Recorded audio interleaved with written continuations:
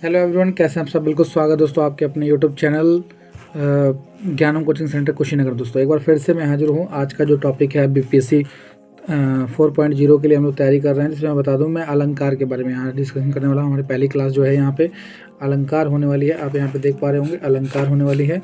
अलंकार से रिलेटेड ही हम यहाँ पे बातचीत करेंगे। ठीक, सबसे पहले देखिए हमारा पहला प्रश्न यहाँ पे ये बनता है कि सबसे पहले अलंकार होता क्या है। देखिए बहुत अच्छी बुक से मैं आपको पढ़ा रहा हूँ, एकदम अच्छे से पढ़ाऊँगा।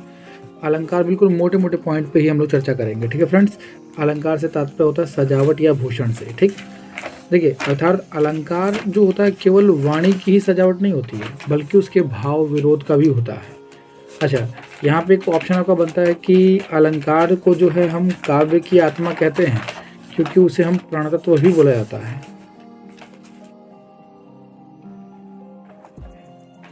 ठीक, अच्छा, इसीलिए अलंकार की परिभाषा देते हुए कुछ लोगों ने कहा भी है, विद्वानों ने, अलम करोति इति अलंकार। अर्थात कहने का मतलब ये है कि जो सुशोभित करे, यानी कि जो हमें उसमें रंग भर दे, एक तरीके से उस पोइट्री हो, कविता हो, उसमें रंग भरने काम कर दे, उसे अलंकार कहते हैं। देखिए इसके बारे में चर्चा जो है आचार्य दंडी ने भी किया है, इसके बारे में बताया भी आचार्य दंडी ने। उनकी दो रचनाएं ज़्यादा फेमस रही हैं, एक जो है आपका दश कुमार चरिता और दूसरा है काव्यदर्श की। ठीक, यहाँ से देखिए एक प्रश्न आपका बीपीएससी 4.0 के लिए एक प्रश्न बन जाता है कि अलंकार जो है से सजावट क्या है, काव्य की आत्मा। एक प्रश्न बनता है अलंकार अलंकार किसके है, अलंकार से रिलेटेड है। आचार्य दंडी ने भी परिभाषा दी है, उनकी दो रचनाएं यहाँ से बनती हैं, ये आप ध्यान रखेंगे।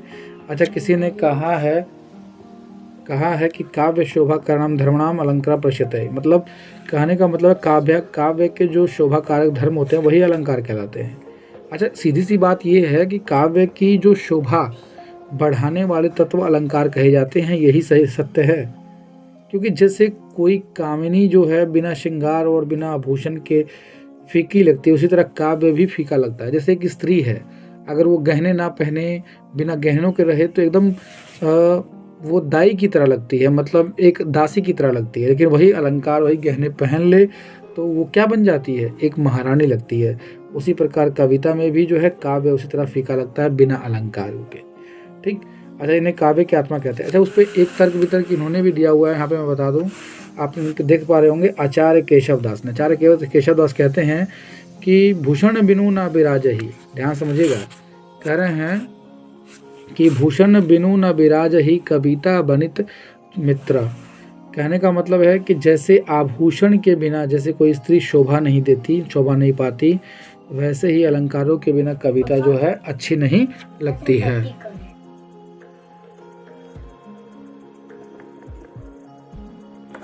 तो फ्रेंड्स, इसके बाद मैं बात करता हूँ कि अलंकार कितने प्रकार के होते हैं। देखिए सबसे बड़ी यहाँ पे एक पॉइंट बन जाता है कि जो अलंकार है वो पूरे 3 प्रकार के होते हैं।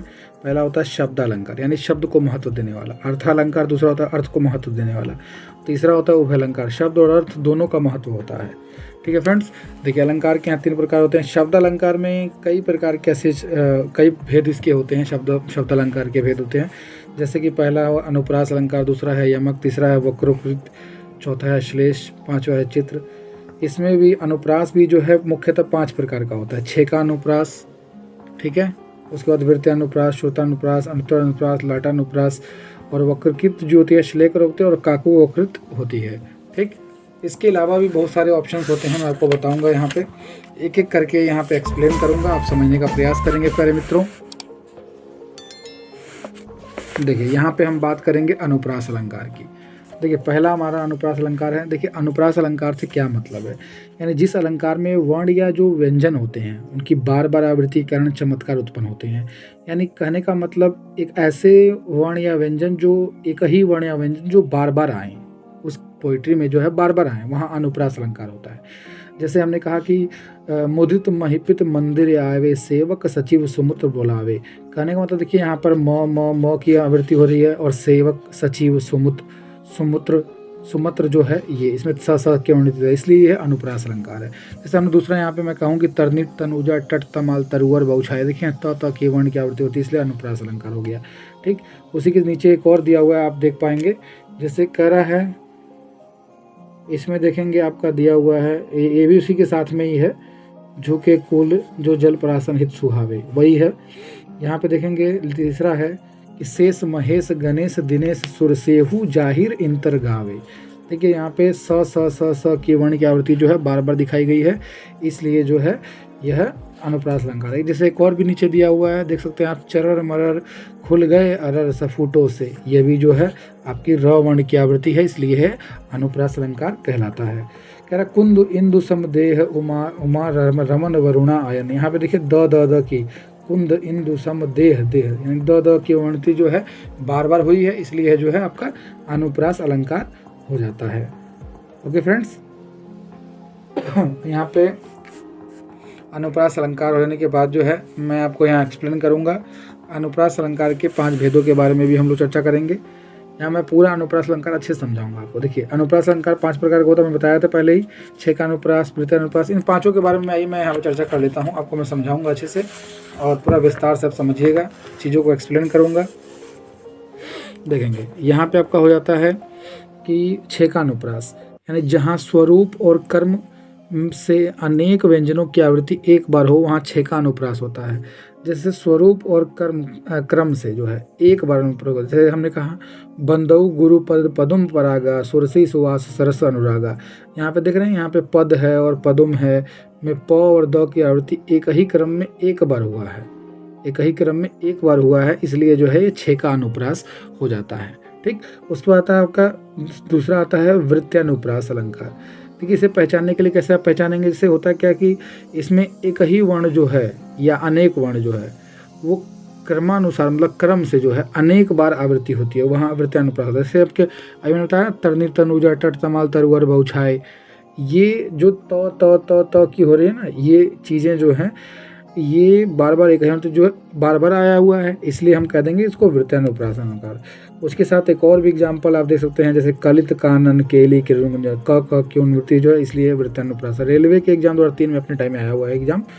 ठीक है, उसके बाद शेष महेश गणेश दिनेश सुर से हु जाहिर अंतर गावे, यानी स की आवृत्ति जो है बार बार की गई है, इसलिए यहाँ पे वृत्यानुप्रास अलंकार हो जाता है। ठीक, अच्छा ग जो है आपका है श्रुत्यानुप्रास अलंकार, यानी जहाँ पर एक ही स्थान जैसे कंठ तालु आदि से उच्चारित होने वाले वर्ण की जो समानता होती है, यानी दोनों का जो कंसेप्ट क्या है, कंठ और तालु दोनों से ये जब उच्चारित होंगे एक समान उच्चारण होंगे, उसी को हम लोग श्रुत्वानुप्रास अलंकार कहते हैं। जैसे आप बोल के देखिए कंठ और तालु दोनों ये अटैच करेगा, ये वाला एग्जाम्पल जो है आप देखेंगे। पाप प्रहार प्रकट कई सोई भरी क्रोध जल जाई न कोई। आप एक बार बोल के खुद बोल के देखेंगे, अगर ऐसा नहीं हुआ तो आप कहेंगे सर ये बिल्कुल गलत एग्जाम्पल है। देखिए पाप प्रहार प्रकट कोई सोई भरी क्रोध जल जाई ना कोई, तो यहाँ पे जो है प का वर्ण का उच्चारण जो है एक ही स्थान पर ओष्ठ से हो रहा है, ओठ से भी हो रहा है, देख रहे होंगे ओष्ठीय है, यानी ओठ यहाँ पे जो बोलेंगे कंठ और तालु का मिक्सअप हो जाता है, वो श्रुत्वानुप्रास है। उसके बाद आइए हम बताते हैं आपका यहाँ पे चौथा है अंत्यानुप्रास अलंकार, यानी कहने का मतलब ये है कि अंत्य अनुप्रास में अलंकार में क्या होता है, जो छंद होता है उसका जो अंतिम चरण होता है उसमें स्वर और व्यंजन दोनों की समता पाई जाती है, मतलब एक साथ में वो यूज किए गए होते हैं, प्रयोग किए गए होते हैं, इसलिए हम उसको अंत्यानुप्रास अलंकार कहते हैं। जैसे कहते हैं बिनु सत्संग विवेक न होई राम कृपा बिनु सुलभ न सोई। जैसे आप देख रहे होंगे लास्ट में जो अंतिम चरण है होई और सोई दिख रहा होगा, तो होई और सोई में देख रहे होंगे यहाँ पे ह आपका क्या है व्यंजन है और ई जो आपका स्वर है, सोई में स जो आपका व्यंजन है, ई जो आपका स्वर है। ठीक, तो इन दोनों की समता यानी एक साथ में ये यूज किए जा रहे हैं, एक साथ प्रयोग किए जा रहे हैं, इसलिए आपका क्या कौन सा अलंकार हो जाएगा, अंत्य अनुप्रास अलंकार हो जाएगा। ठीक है फ्रेंड्स, लास्ट आपका बात करूँगा मैं यहाँ पर कि लाटा अनुप्रास। लाटा अनुप्रास से यहाँ पे क्या सेंस हो जाएगा आपको समझ पाएंगे, मैं बता दूं आपको। लाटा अनुप्रास अलंकार, ये लाट जो देश दक्षिण गुजरात के लोग होते हैं उनको अधिक प्रिय होने वाला ये है लाटा अनुप्रास अलंकार कहता है। इसमें सबसे ज़्यादा शब्द और अर्थ एक ही रहते हैं, परंतु अन्य पद के साथ ये अन्वय करते समय, यानी कहने का मतलब है कि अलग रूप प्रकट करते हैं। जैसे किसी अन्य पद के साथ इसका यूज किया जाए तो ये अलग रूप प्रकट करते हैं।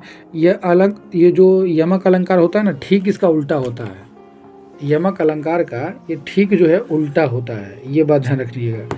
ठीक, जैसे क्या कहेंगे, राम हृदय जाके नाही विपत्ति सुमंगलता ही, राम हृदय जाके नाही, विपत्ति सुमंगलता ही। यानी कहते हैं पूत सपूत तो कर तो का धन संचय, अपूत कपूत तो का धन संचय।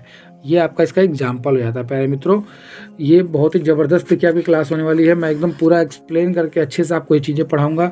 आज जो हमारा टॉपिक रहा है मैं जो पढ़ा रहा हूँ आपका पहला कि अलंकार क्या है, और अलंकार में तीन प्रकार होते। तीनों प्रकार में पहला प्रकार में आपको शब्द अलंकार पढ़ा रहा हूँ। शब्द अलंकार में जो है आपने आज अनुप्रास अलंकार के बारे में चर्चा की। तो फ्रेंड्स, अब तक हम लोग जो है अनुप्रास अलंकार के बारे में पूरा पढ़ चुके थे। अभी आज जो है हम लोग इसमें कंटिन्यू करेंगे यमक अलंकार के बारे में। देखिए, सबसे पहले मैं आपको बता दूं कि यमक अलंकार देखिए होता क्या है।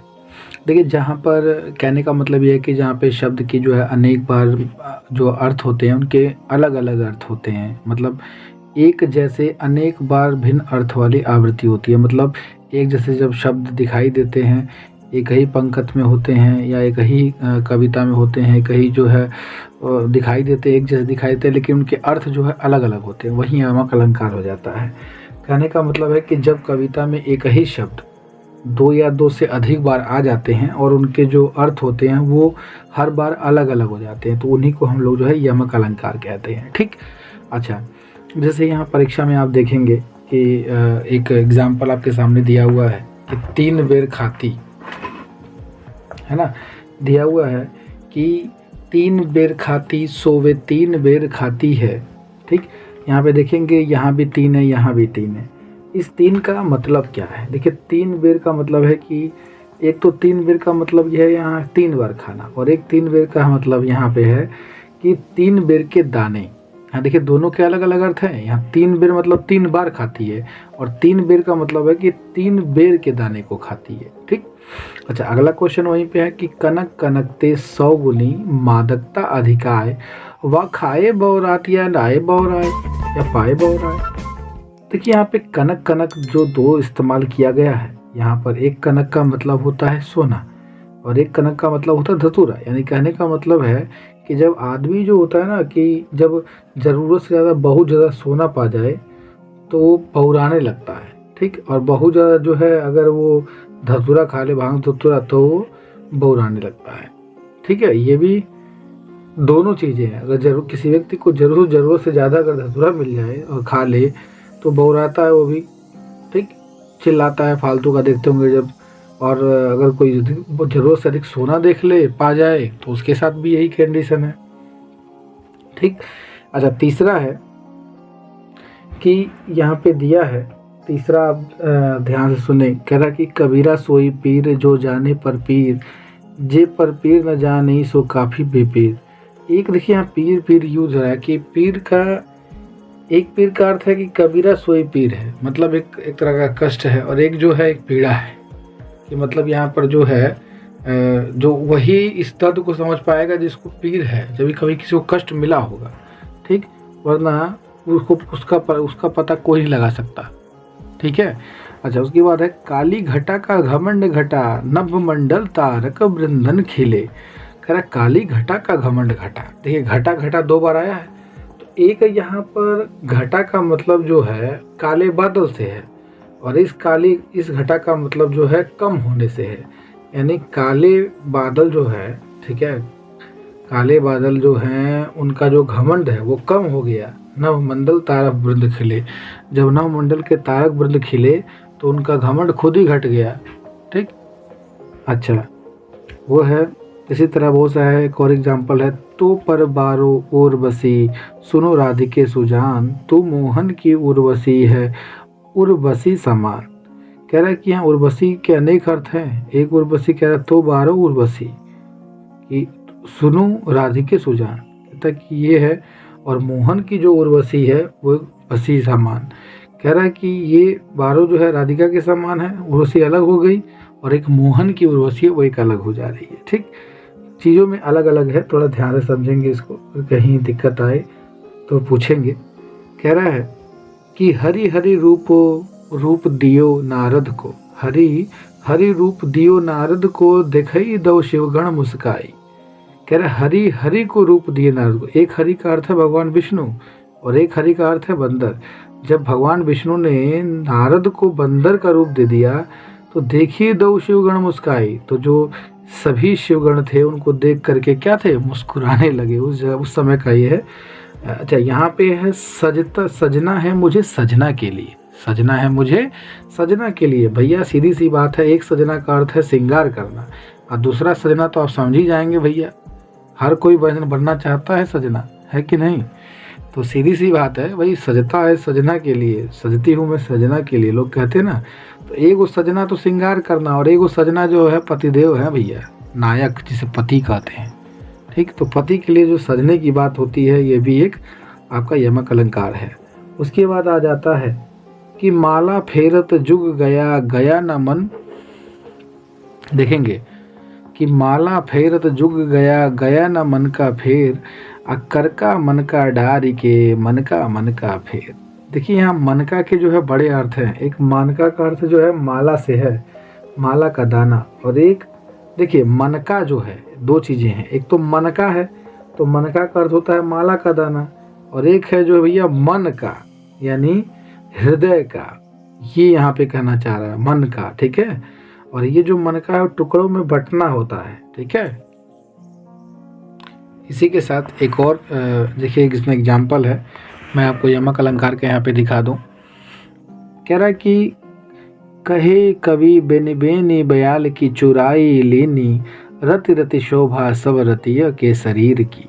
कह रहे यहाँ पे बेनी बेनी दो बार यूज किया गया है। तो बेनी, एक तो बेनी जो है कवि का नाम है, और दूसरे जो बेनी का अर्थ है वो चोटी से मतलब है। ठीक, अच्छा, नीचे वहीं किया गया रति रति शोभा सब रति के शरीर की। यहाँ पर भी जो रति रति किया गया है, एक तो रति जो है रति हो गई, जिसका मतलब होता है कि थोड़ा थोड़ा सा, जरा जरा सा, और एक रति होता है जो कामदेव जो है उनकी परम सुंदरी पत्नी का नाम है, जिनका नाम है रति। ठीक है, इनके बारे में चर्चा की जा रही है। अच्छा, एक एग्जाम्पल मैं और आपको दूं, यहीं से आप देखेंगे, यहाँ पर जो है एग्जाम्पल मैं आपको दूंगा,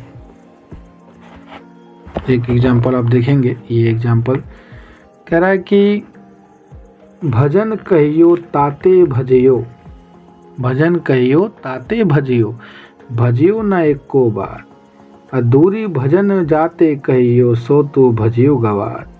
कह रहा है भजन भजियो, एक भजियो और दूसरा भजियो। भजन का मतलब देखिए, एक तो भजन होता है भजन पूजन, और एक होता है भजन मतलब भाग जाना। तो कह रहा भजियो मतलब भजन किया, और एक भजियो मतलब भाग गया। तो दोनों में चीज़ें अलग अलग हैं, यही अनंतर है, यही यमक अलंकार है ना। आइए अगले टॉपिक पर चलते हैं। इसके बाद आशा करता हूँ आपको सब समझ में आ रहा होगा, आप अच्छे से समझ पा रहे होंगे आप लोग। तो दोस्तों, अगर चीज़ें समझ में आ रही हों तो प्यारा सा एक लाइक कर दीजिए, एक कमेंट कर दीजिए कि भैया समझ में आ रहा है, बढ़िया है। देखिए भैया, अगर सरकारी नौकरी पाना है बिहार में तो भैया चैनल को सब्सक्राइब कर लीजिए। इसलिए कर लीजिए क्योंकि बारीकी से एक एक चीज़ों पर तैयारी कराई जाएगी। हम ऐसे पढ़ाते हैं जैसे कि हमें खुद ही परीक्षा देना हो। हम उसी हिसाब से हम ये मान के चलते हैं कि उस परीक्षा के विद्यार्थी हम खुद स्वयं हैं, और उसे जो हम अपने लिए पढ़ेंगे वही भैया आप लोगों के लिए बताएंगे। ठीक, कि ये चीज़ें पढ़िए, यही चीज़ें पढ़ेंगे तो भैया आपका सिलेक्शन होगा, नहीं तो नहीं होगा। ठीक है, आइए।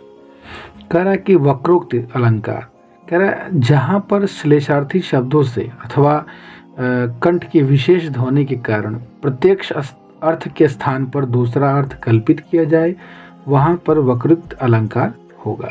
या अपनी भाषा में कह सकते हैं जहाँ वक्ता कि किसी कथन का श्रोता उसके आशय से भिन्न अर्थ ग्रहण करता है, वहीं वक्रोक्ति अलंकार होता है। इसका कहने का मतलब है कि हम कहें कुछ, आप समझे कुछ, ठीक, तो वहीं पर ये अलंकार उत्पन्न होता है। जैसे कहते हैं को तुम है घनश्याम हम तो बरसों कित जाए, और नहीं मनमोहन है प्रिय फिर क्यों पकड़त पाए। कह रहा कि देखिए यहाँ पर जो है इस तरह का है, कह रहा को तुम है घनश्याम हम तो बरसत कित जाए। अब यहाँ पर क्या कहा जा रहा है और क्या समझ के, नहीं मनमोहन है प्रिय फिर क्यों पकड़त पाए। यहाँ पे देखिए चीज़ें अलग अलग हो जाती हैं। चीज़ें समझ से बिल्कुल डिफरेंट हो जाती हैं कि मतलब क्या है, इसका प्रोस्पेक्ट जो है बिल्कुल अलग हो जाता है। ठीक है। अच्छा, जैसे एग्जाम्पल के तौर पे मैं एक एग्जाम्पल इस बुक से भी देना चाहूँगा आपको, क्योंकि मैं 2 बुकें लेकर के अच्छे से तैयार करवा रहा हूँ, तो मैं वो चाहूँगा कि आप वहाँ पर भी ध्यान दें। देखिए, वही चीज़ है कि भैया जहाँ बात किसी एक आशय से कही जाए और सुनने वाले उससे भिन्न अर्थ लगा दे, वही उपयुक्त अलंकार होता है। जैसे कैसो सूधी बात में बर्तन टेढ़ो भाव, कैसो सूधी बात में बर्तन टेढ़ो भाव, वक्र तासो काहे सही सब कबीर आए। ठीक, कहने का मतलब ये है कि ये जो इसमें कह क्या रहा है और सुनने वाला जो अर्थ लगा रहा है उसके जो है बात ही अलग है, वो बिल्कुल डिफरेंट समझता है इस पूरे चीज़ को।